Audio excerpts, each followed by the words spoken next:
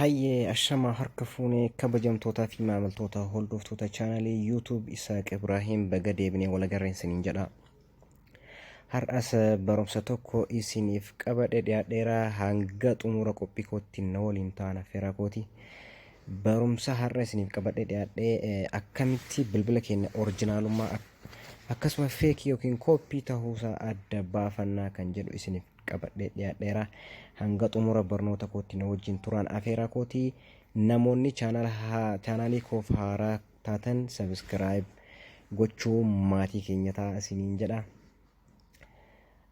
Kanaaf arma duras viidiyoowwan hedduu hojjedheeraa. Viidiyoowwan amma agartan kana hundasaa haala viidiyoo suuraa barbaanne irratti watermarkii isaa dabaluu dandeenyu akkasuma haala appilikeeshiniiwwan gara miimoorii dabarsuu itti dandeenyu hedduutu jira. Haala paaswordii waayifaa isaa itti argannu, haala maqaa keenya feesbuuk irratti maqaa feesbuuk keenya jijjiiruu dandeenyu akkasuma paaswordii jijjiiruu dandeenyu waan hedduutu jira jechuun viidiyoo kan koo jala chaanaalii kan koo keessatti sabiskiraayib gaafa gootan akkasuma mallattoo bilbilaa mallattoo riingii irra gaafa kaa'attan barumsi hundi isin dhaqqaba jechuudha.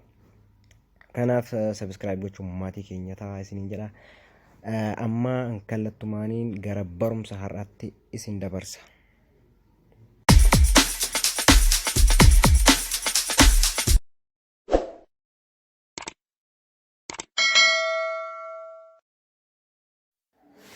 Hayyee sakreetiiwwan iccitiiwwan bilbila keenyaa orjinaalummaa fi akkasuma feek yookiin immoo kooppii ta'uusaa ittiin beeknu inni calqabaa koodii amma galchuu kana isinitti agarsiisa.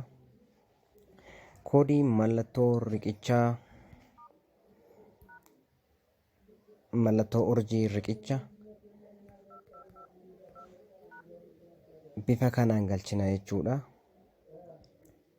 Mallattoo urjii riqicha goonee lama yeroo afur lakkoofsa lama yeroo afur barreessuudhaan dhumarra mallattoo riqichaa goona jechuudha. Kun informationii bilbila keenyaa guutuu kan nutti himudha jechuudha. Kanaaf kunoo iddoo kanatti service mode ka jedhu nuu fida jechuudha. Koodiin calqabaa isa kanaa jechuudha.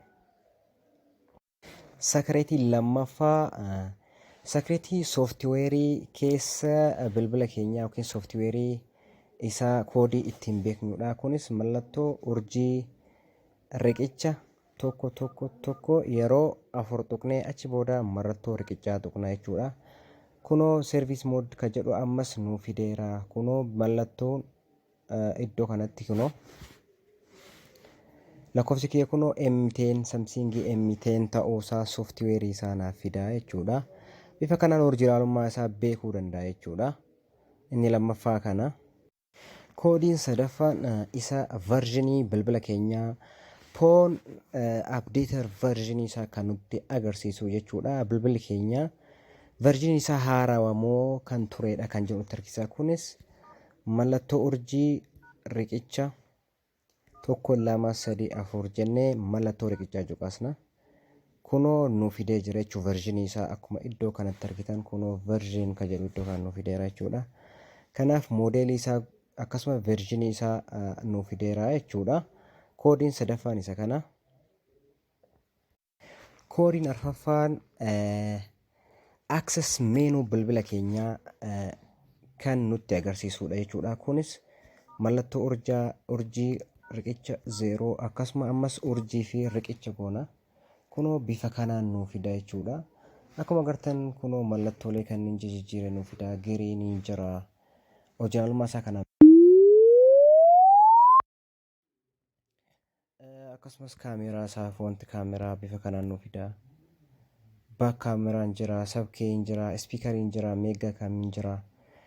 Isa kanneenii fi kan nu fayyadu jechuudha. Seensariin kun jira fakkeenyaaf kunoo akkuma agartan iddoo kanatti.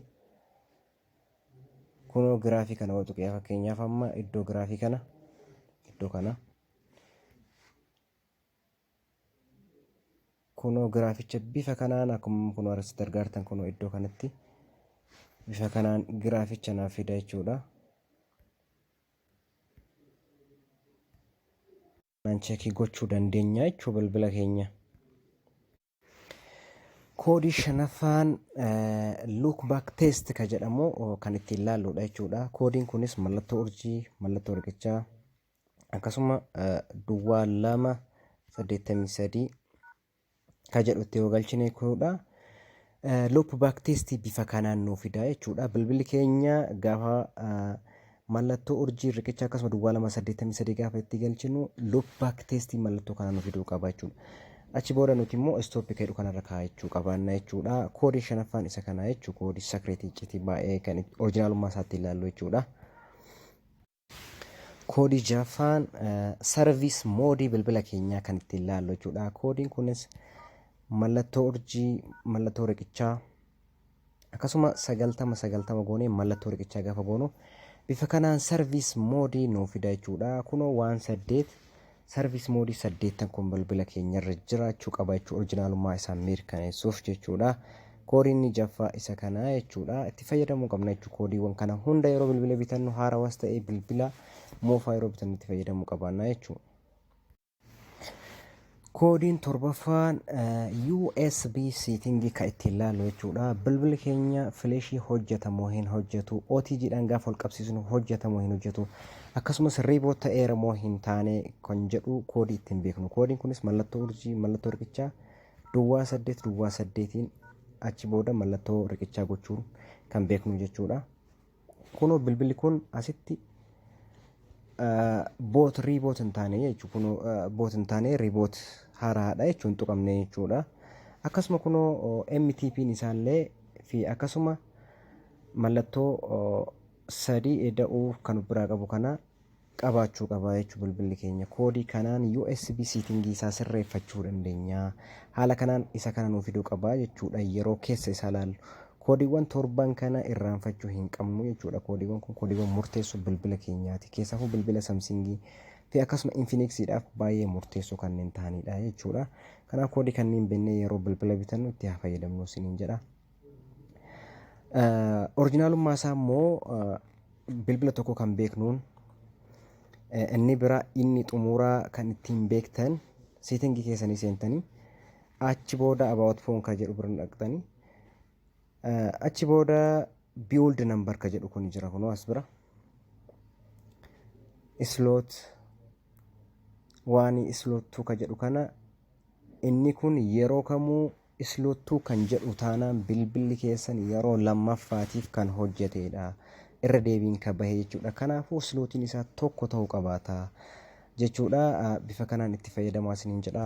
Waan na hordoftaniif galatoomaa isiniin jedha. Barumsa koo kanarraa xumureera. Subscribe, like, share gochuun maatii keenya ta'aa isiniin jedha. Barnoota itti aanu argachuuf chaanaalii koo subscribe gochuu hin irraanfatinaa isiniin jedha.